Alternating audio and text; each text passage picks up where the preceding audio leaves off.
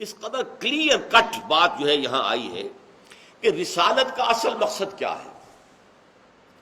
اللہ کا پیغام ہدایت لوگوں تک پہنچا دینا۔ اللہ اس پر قادر ہے کہ ایک کتاب جو ہے وہ ہر انسان کو بھیج دیتا، قادر ہے، لیکن نہیں۔ اللہ تعالیٰ اس پر قادر ہے کہ ہر انسان کے سامنے جو ہے وہ فرشتہ آ جاتا اور وہ ہدایت نامہ لے کر آتا، جس کو انسان دیکھ لیتا کہ واقعی فرشتہ ہے، وہ لے کر آیا۔ نہیں، اللہ نے اس کا ایک سلسلہ اپنی کمال حکمت کی بنیاد پر تجویز کیا اور اس کو اختیار فرمایا، اور وہ ہے سلسلہ رسالت۔ سلسلہ کسے کہتے ہیں؟ زنجیر کو۔ تو سلسلہ رسالت کی دو کڑیاں، یہ دو کڑیوں پر مشتمل ہے۔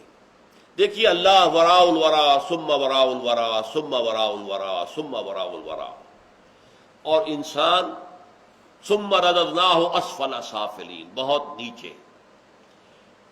شوخ و گستاخ، یہ پستی کے مکین کیسے ہیں؟ یہ جو جواب شکوہ میں جو بات جو ہے فرشتوں نے کہی کہ یہ کون انسان ہے جو اس طرح گستاخی کے ساتھ اللہ سے بات کر رہا ہے؟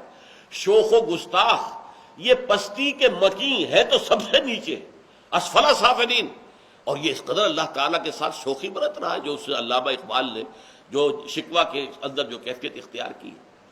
اب اس وراء الورا وراء الورا وراء الورا ہستی سے اس پستی کے مکین کو پیغام بھیجنا ہے۔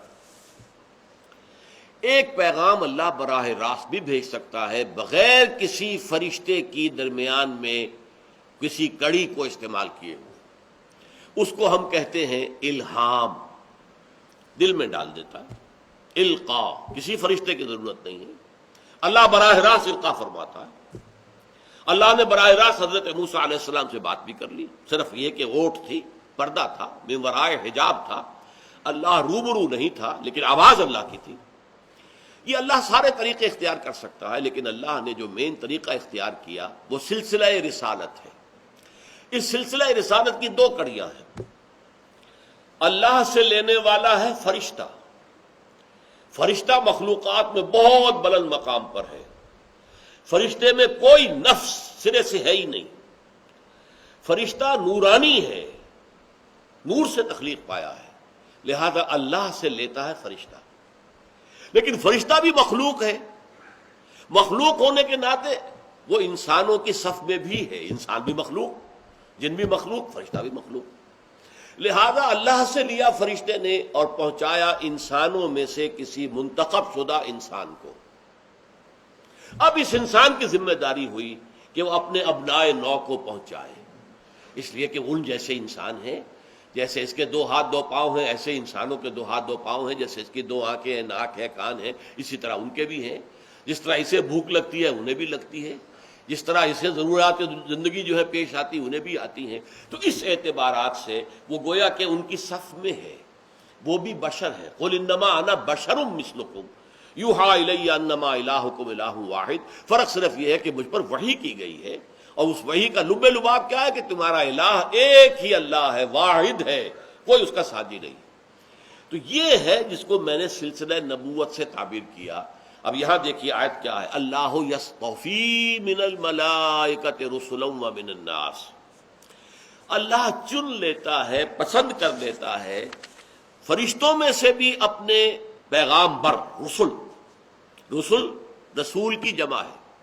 ارسلہ یرسلو ارسالن، کسی کو بھیجنا، بھیجا، ارسلہ یرسلو ارسالن، ارسال، اس سے مرسل بھی بنتا ہے، مرسلین۔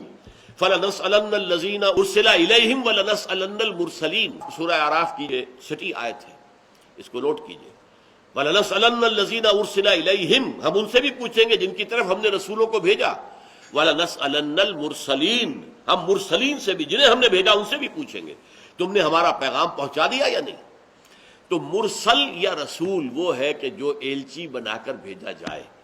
اب پہلا مرسل کون ہے، پہلا رسول کون ہے؟ رسول ملک۔ فرشتوں میں سے اللہ نے چن لیا ہے حضرت جبرائیل علیہ الصلوۃ والسلام۔ ان اللہ یصطفی من الملائکۃ رسلا ومن الناس، اور لوگوں میں سے بھی چن لیتا ہے۔ لوگوں میں سے چنا ابراہیم کو، لوگوں میں سے چنا موسیٰ کو، لوگوں میں سے چنا عیسیٰ کو، لوگوں میں سے چنا نوح کو، ہود کو، صالح کو، شعیب کو، لوط کو علیہم الصلوۃ والسلام، اور بالآخر چنا محمد الرسول اللہ صلی اللہ علیہ وسلم۔